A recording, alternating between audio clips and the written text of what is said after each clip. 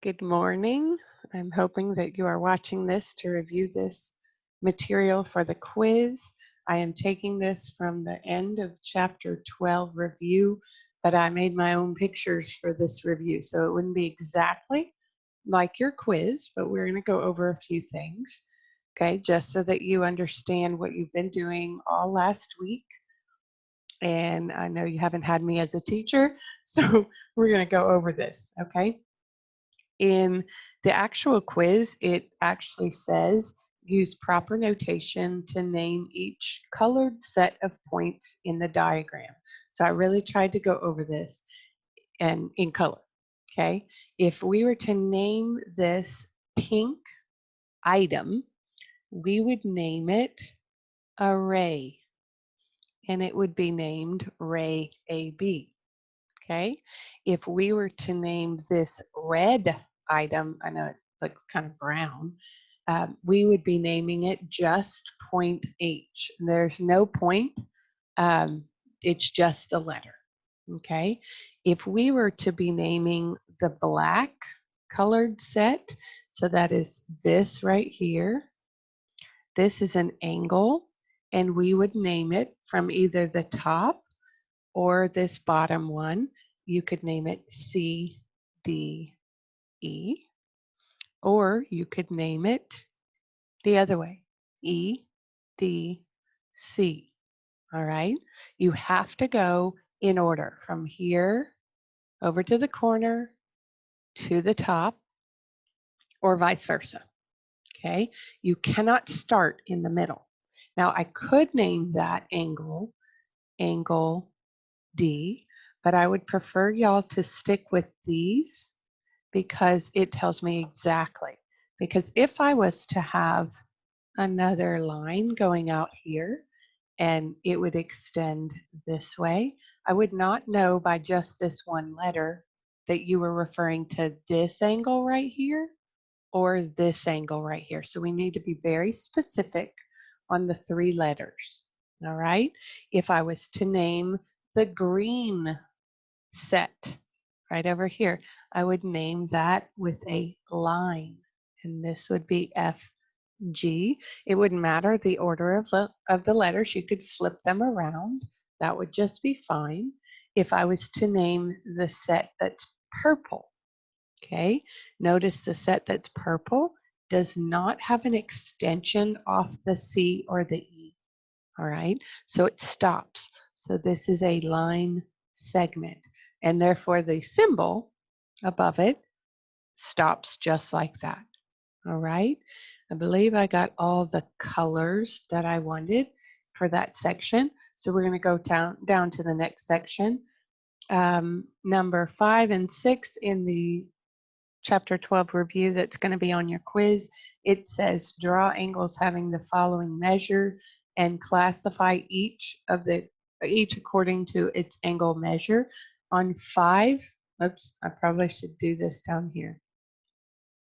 On 5 through 8, where it says to draw them or measure them, you are not doing that right now. You do not have access, all of you, to a protractor. So we are going to skip that part, but I do need you just to classify on this. All right. So we're going to go over really quickly what an acute, obtuse, and a right angle are. All right. Acute angle is going to look like this, and it is less than 90 degrees. And an obtuse angle is going to look similar to that. This is greater than 90 degrees. And a right angle is straight up 90 degrees. And whenever you're doing a right angle, please put that little box in the corner. If you don't, you're telling me, and this is going to come into play in geometry, that you know that this is 90 degrees. And although it looks like it's 90 degrees, we don't want to assume anything. We want to make sure it is marked. Okay, we know from this that it is greater than 90 degrees, and this is less than 90 degrees, but we don't know without the marking if it is 90 degrees. So on 7 and 8, you in the chapter review for the quiz this week, you are going to be telling me what kind of angle it is. Is it acute, obtuse, or right? And you're doing the same thing for 5 and 6. Hopefully that makes sense. All right, so we're going to go to the next section. Okay, and this is the section of 9 through 14. So I've drawn myself a little picture, actually yourself a picture. I've done it a little bit different because I didn't want you straight up remembering the numbers and trying to memorize. I want you to actually understand. Okay, so I have a transversal going this way, like the book, and a transversal going this way, not like the book, and a ray going straight up. And what I've done is, you see this angle 10, I've made sure that you know that this is 90 degrees because of the box that I've put in there. So let's talk about what angles are alternate interior. Now, when you see the word alternate, I want you to think of on opposite sides of a line. Okay, so for instance, with this transversal right down here, we're going to think of, if we want to go alternate, we want to have this side of the line and this side of the line involved. If you have interior, that means inside, sorry, that doesn't look right, inside these two parallel lines. All right, so if, for instance, we said angle 5, what would be an alternate interior angle to angle 5?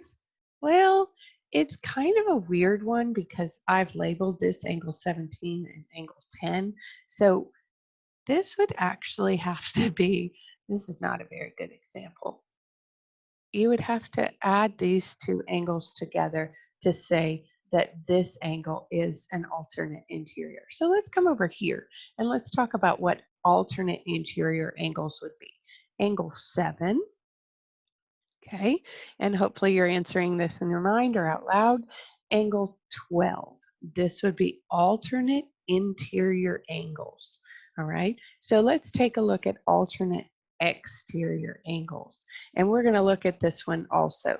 Okay, alternate exterior, remember both sides of the line. So if we said angle 3, let me see if I can move this up. Angle 3, what is the alternate exterior angle to angle 3? So you're going to actually, you see how this is outside of that line, this line, okay? You want to go outside of this line. So, and we're going to go opposite. So you see that angle 3 and that angle 16, they are considered, whoops, I wrote that on the wrong line. Sorry. So angle 3 and angle 16 are considered alternate exterior. All right, now let's go down to corresponding. I spelled it wrong, spelled it with an upside down P. So anyways, I fixed it. So corresponding, you would need, let's go back to, I think I'm going to go back to angle 6. Well, not really back because we never talked about angle 6. If I was doing a corresponding angle to angle 6, the corresponding angle would be angle 9. All right, I don't know if you can tell, but you see how this angle right here is acute? Well, so is angle 6. That is its corresponding angle. They're always going to be congruent. All right, so I'm going to say corresponding is angle 6 and angle 9. Let's talk about another pair over here. If I had angle 7, what would its corresponding angle be? Hopefully you named angle 12. Okay, so angle 7 and angle 12. What about if I said angle 8? What would its corresponding angle be? That would be angle 11. So I'm going to list that, angle 8 and angle 11. They are corresponding angles. Now, let's go to vertical angles. You learned about this also last week and even the week before when you copied the picture. Vertical angles are always across from each other. So say, for instance, these two angles. So angle 4 and angle 7 are vertical angles. Give me another pair of vertical angles. Okay, let's switch over to this side. Give me another pair. Give me a pair with angle 1. Okay, so angle 1 and angle what are vertical angles? Hopefully you answered angle 6. So we're going to put angle 1 and angle 6 down here. I'm not going to go through all the options, but you see how there are multiple ways to come up with vertical angles. Now, let's go over supplementary and complementary. Supplementary, add to 180, and complementary, add to 90. All right, so let's look at what two angles would be, let's say, supplementary. Okay, let's look at angle 1. What is an angle that is supplementary, adding to 180 to angle 1? Okay, there are two options. You could say angle 1 and angle 2 are supplementary. Or you could say angle 1 and angle 5 are supplementary. All right, let's come over here. What about angle 3? Angle 3, its supplement would be angle 4 right here, or angle 7, whatever is going to form a full line. So kind of look like this. If you had angle 3 and angle 7, you see how they form a line? See, this is angle 3 coming to here. And then angle 7 goes the rest of the way to the line. And how many degrees is a line? 180. Okay, so angle 3 and angle 7. We're going to put that angle 3 and angle 7. We're also going to put angle 3 and angle 4. There are other options, many other options, but we're not going to fill them in. On this particular one, I'm trying to go over something that are complementary. Okay, and the only thing that you can look at right here is, what is the only thing that you know about 90 degrees? Hopefully you said that angle 10 was 90 degrees, okay? But what you should notice, which it might not have occurred to you, that this right here, I'm gonna make a big box, is the other side of that line. So for instance, if I went to angle 10 and I did that much of the angle, that's 90 degrees, right? Well, if I kept going all the way over here, it's 180, right? Well, that means if this is 90, then these two are 90, which means that angle 9 and angle 17 actually add to 90 degrees, because this little bitty angle over here was labeled 17. I don't know if you can even tell that that's a 17. And 9 is not quite 90 degrees, but if I added that angle 17, it would be 90 degrees. So therefore, they are supplementary. All right? Okay, let's turn the page. I have several pages, and I have to keep on putting this white page underneath so it doesn't kind of bleed through for the picture. Okay, for this next section, this is coming from 15 through 20 in your quiz. If I said angle 1, I just drew another picture, okay? Angle 1 was 40 degrees, okay? One thing you're going to need to know, and I went over this before with one of my other videos, all of these right here, we have two parallel lines, A and B, and a transversal coming through. All of these angles are going to be 1 of 2 degrees, as in not 2 degrees, but 2 different degree amounts. So we know 40 degrees, right? Well, across from it is a vertical angle. And so I know vertical angles are congruent. So that's 40 degrees. What else do I know? I know that angle 1 and angle 2 add to 180 degrees. Well, I already have 40 degrees. And you might ask, well, how do you know it adds to 180? Because this makes a line. Okay, that line A is a whole line, and that's 180 degrees. So if this is 40, This is 140. Okay, so that means I know my angle 3 is also 140. All right, now a few other things that you learned last week is exterior alternate angles, and I might have mixed up those words, so it might be alternate exterior angles are congruent. So you see that 1? Its alternate exterior is all the way down here at the 7, and we know that those are equal. Well, if I know what 7 is, what else do I know? What 6 is. And if I know what 6 is, 6 and 8 add to what? 180. So this is 140. And across from it is 140. And you see, all of these angles are one of those two angle amounts. So they're either 40 or they're 140. So these are some of my favorite problems because that's super easy math.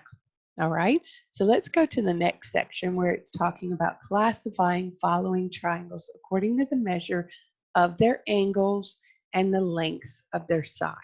All right, now those are two different things. This is the marking of the sides. I know there are three different amounts. So I know by the sides, it's a scalene triangle. Okay, if I'm looking at the angles, all I know for sure is that this is an obtuse angle, okay, because it's larger than 90 degrees.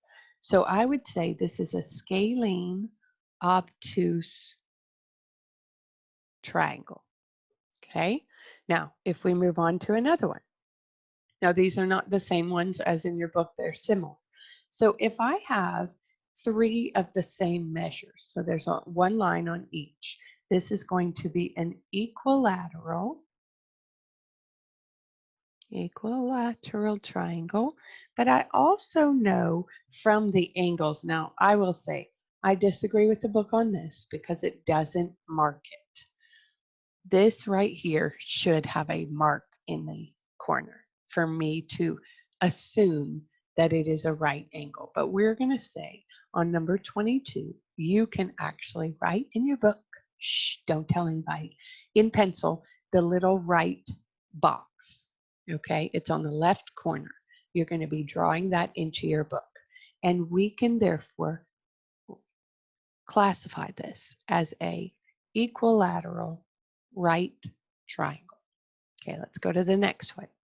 Okay, we know we don't see any obtuse angles, okay, and we see two sides that are the same, but the third side is not. So we're going to classify according to sides. And before I spelled it wrong, I wanted to make sure that I spelled isosceles right. Okay, isosceles. And we also know that it is acute. There is no obtuse angle like this one up here, where it's greater than 90 degrees. So this is isosceles and acute. All right, so let's go on to another sort of problem. Almost done, but not quite.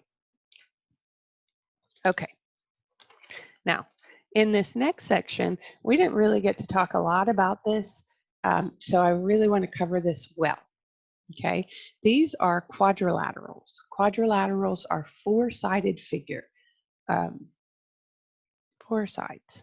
Okay, and we have lots of different options. Okay, so we have our squares. What else can a square be known as? Well, a square is also a rectangle. Okay, what else is a rectangle? Well, a rectangle is considered a parallelogram.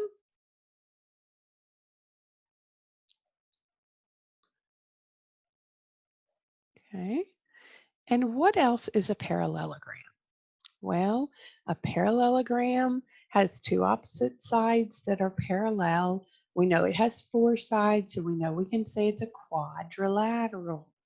Oh, one thing that I left off with a square is also considered a rhombus because a rhombus is, ready? A rhombus over here, we know it's a quad. We know it has four sides. Okay, we know it's a parallelogram. I'm going to introduce you to this symbol. Okay, see this little two L's that are slanted? That is the symbol for parallel. So if you're going to shorthand that, you could, instead of writing parallel, you write the two parallel sides, kind of. And so this is a parallelogram. Well, a rhombus is a parallelogram with congruent sides. So I'm going to draw you kind of like what y'all would call a diamond. Okay, that's what a rhombus is. So a square, it is a parallelogram and it does have four equal sides. Okay, now let's go to rectangles. And I said that kind of funny, rectangles. If we wanted to classify a rectangle, well, we know a rectangle is a parallelogram. Okay, we also know a parallelogram is a quadrilateral. Okay, now let's go down to parallelogram. What do we know as a parallelogram is? And I'm going to remind you, a parallelogram just kind of looks like this. Okay, and its opposite sides are congruent and they're parallel. Okay, so what do we know? Well, is it always a rectangle? No. Is it always a rhombus? No. Can it be those? Yes. But it is a quadrilateral, okay, as our options, okay? And all of these, remember, are just four-sided polygons, okay? So we're good with that. Then we're going to keep going, okay? Hold tight. We've got one more page after this. Okay, if I have a polygon, and this is one of the lessons that you went over, I think it was not last week, but the week before. This is the sum of the measures of these angles. Okay, so I'm going to draw them in so you can kind of see all of these angles. Well, this is a pentagon. Okay, it's a five-sided figure, and we knew that the formula was however many sides we have minus 2 times 180. And I'm going to remind you where they get this. Okay, remember, we can make a triangle go into all of these parallelograms, or not parallelograms, polygons. So we have 1, 2, 3. If you have a five-sided figure, you're going to have 3 triangles. Now, how many degrees are in one triangle? Hopefully you remembered it right, 180 degrees. So we're going to first focus on this, okay? So what is 5 minus 2? That's 3. And then 3 times 180, I'm going to come up here because I don't have a calculator available right here. So we're going to go, when you're having to do this in front of someone, like I always do, it is a little bit more nerve-wracking, but that's all right. You wouldn't know that, but maybe you will someday, and you'll be the teacher. Okay, so we have 540 degrees is in the total measure of this pentagon. Okay, all 5 of these things. Now, if I was to be asked, like it says on number 26, what is the measure of each degree, each angle in this pentagon? Well, I would take 180 times by 3 and divide it by however many angles I had. So if you don't have a pentagon, let's say you had an octagon, it would be 8 minus 2 times 180. And then whatever you got there, you would divide it by what? Well, if you had an octagon, you would divide it by 8 because oct is 8. All right, now let's keep going. I know we're almost done. All right, let's review what perimeter means. It means just adding up all the sides. All right, so we're going to tackle a little bit more complex problem, number 28. Okay, first of all, I would suggest you draw it. So I'm going to read 28 to you. It says, find the side lengths of a parallelogram. So we first draw a parallelogram. Okay, and it says let's see, with one side 3 times as long as its adjacent side. Now, adjacent just means it's next door neighbor. So if I made this longer than this side, I would call this X, and this is 3 times X because it says in the book, one side is 3 times as long as its adjacent side. But it also gives us one more information piece, that its perimeter is 48. So if I add all of these up together, I will get 48. Now, that part I'm going to leave in your hands to do on number 28. But remember, when you have a parallelogram, its opposite sides are the same. Okay? So this is X, and this would be X.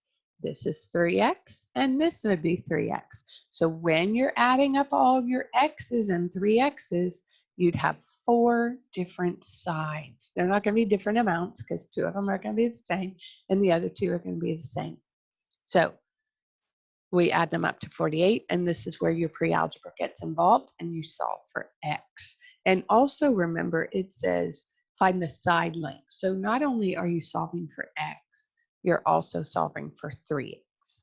All right? Okay, last page. Okay, I'm going over specific problems at this point. Okay, number 29, it says the center circle of a soccer field has a radius of 10 yards. So first thing, like I suggested before, draw yourself a picture.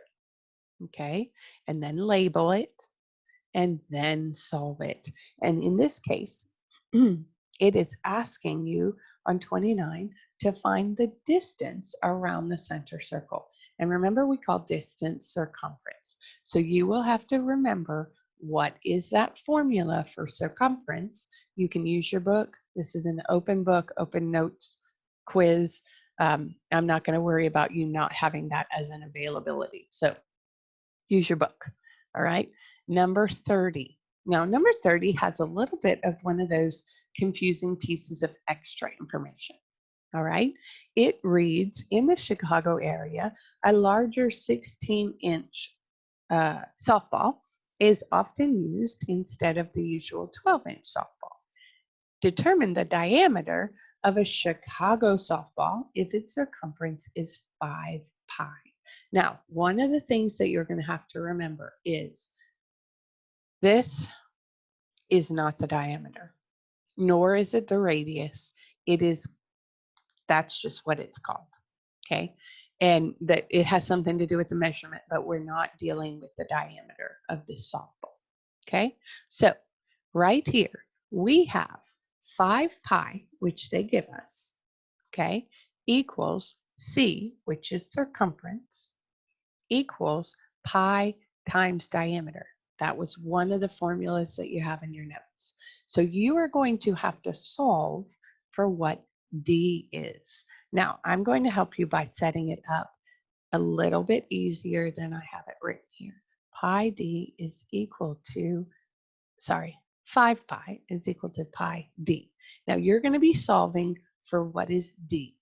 Okay, it is as easy as what you're looking at in front of you, or you can make it more complex and solve it pre-algebra wise. Either way, do not forget to label. All right, this is the last section of this quiz. All right, so I don't know how long we've been going, but we're going to keep going until we're done. So it has 2 triangles. They have labeled them as similar. Remember, similar does not mean that they are the same size. All right, but there are a few things that you need to understand about similar. Okay, by the way, this is a mistake. I messed up. Okay, so we have angle A, which is over here. What angle is that similar to in this triangle? Okay, hopefully you answered angle D. Okay, because these are corresponding angles. These corresponding angles. How do we know that they're corresponding? Well, over here, the order is very important. A is corresponding to D, B is corresponding to E, C is corresponding to F. All right. But one thing also that you need to remember about similar triangles is just because a triangle is bigger doesn't mean the angle is different. So for instance, if this is 100 degrees and this little angle right here is 40 degrees, I actually know that that's 40 degrees. Well, how do I find this angle over here? Well, how would I find angle B? I would go 40 plus 100, that's 140, and I would subtract it from what? 180. So what is left over? Okay, angle E is actually is actually 40 degrees because what was left over was that 40 degrees. All right. Another thing that the quiz is going to cover, and hopefully you got this in your skill check last week, is it's going to do things, for instance, like measurements. Okay. I'm going to try and figure out a way. If I said this was 6 and I don't know what this is, and I said, just give me a second. This is 4, and this over here, I don't want to get it all mixed up. We've got it.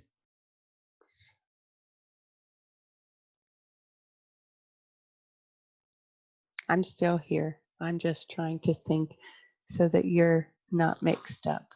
Okay. If I say that that's 4, I'm going to say this is 2. Okay. And mathematically, if this doesn't work out, it's okay. You're just going to have to trust me on this. And let's say we had measurements down here, but what you know is that these are compared to the X and the 2. Okay. So when I'm working and trying to find the X, I know that 6 compares to X like 4 compares to 2. Okay, so I'm over here. Now, what do you do when you have something like this? Well, hopefully in your brain, you saw the equals and you were like, ooh, that's cross multiplying. So we have 4x equals 12. Okay, so what is our x? X equals 3. So we just solved this over here. Now, I do want to go over one thing with you that I didn't go over and you haven't learned in class, okay? Notice over here, I did not have units, right? Well, whenever you don't have units, it's very important. You just label the unit with a U, and U standing for U of unit. Okay, so if you don't have inches, don't make up inches, but just put 3U as your answer. All right, hopefully this helped, and good luck on your quiz today. Actually, I'd rather say God bless on your quiz today, right? Okay, so actually, you don't even have to take your quiz today. You just take it by Friday, and I would really appreciate it if you turned it in not via email, but turned it in your Friday folder. It's easier for me on a quiz to grade it straight off the paper. All right, love you guys, and y'all can study this review or listen to it over again and then take your quiz. All right, have a good day.